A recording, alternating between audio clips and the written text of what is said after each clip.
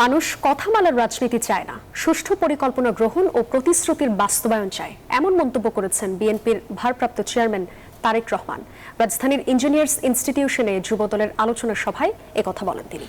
তারেক রহমান আরো বলেন, বিএনপি ক্ষমতায় গেলে দেশের কল্যাণে পরিকল্পনা গ্রহণ করা হবে, আর সারা দেশে আবার খাল খনন কর্মসূচি গ্রহণের পাশাপাশি পরিবেশ রক্ষায় 5 বছরে 25 থেকে 30 কোটি গাছ লাগানো হবে।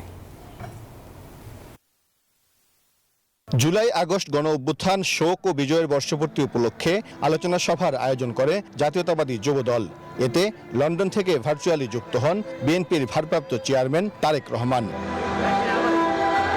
অনুষ্ঠানে যুবদলের পক্ষ থেকে 78 জন শহীদ পরিবারকে সম্মাননা ও আর্থিক সহযোগিতা তুলে দেন বিএনপি মহাসচিব মির্জা ফখরুল ইসলাম আলমগীর। জুলাই অভ্যুত্থানে শহীদ পরিবারের সদস্যদের আবেগঘন বক্তব্যে কিছুটা সময় ভারী হয়ে ওঠে অনুষ্ঠানের পরিবেশ। গণহত্যার দায়ে শেখ হাসিনাও তার দোসরদের বিচার দাবি করেন তারা।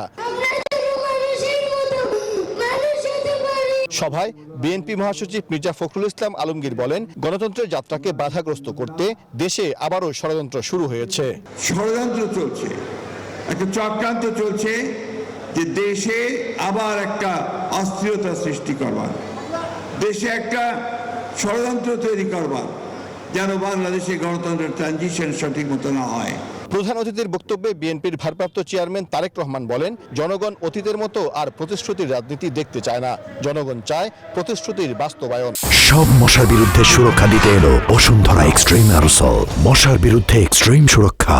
এই মুহূর্তে বাংলাদেশের মানুষ কথামালার রাজনীতি আর চাচ্ছে না, তারা একটি পরিবর্তন চাচ্ছে, প্রতিশ্রুতি চাচ্ছে না, বরং প্রতিশ্রুতির বাস্তবায়ন চাচ্ছে।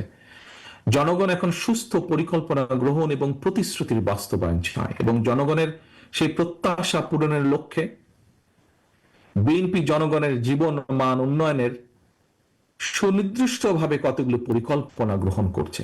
তারেক রহমান বলেন, জুলাই অভ্যুত্থানে অসংখ্য শহীদের প্রাণের বিনিময়ে একটি মানবিক ও ইনসাফ ভিত্তিক বাংলাদেশ প্রতিষ্ঠার সুযোগ তৈরি হয়েছে। সবাই মিলে দেশ গঠন করতে হবে।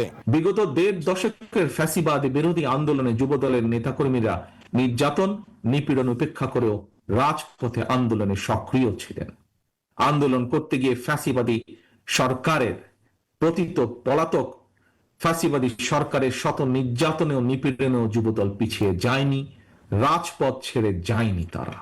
সভায় জনগণের আস্থা ও বিশ্বাস ধরে রাখতে যুবদলের নেতাকর্মীদের প্রতি আহ্বান জানান তারেক রহমান। সহকারে এই অনুষ্ঠানে সাইফুল ইসলাম, নিউজ 24, ঢাকা।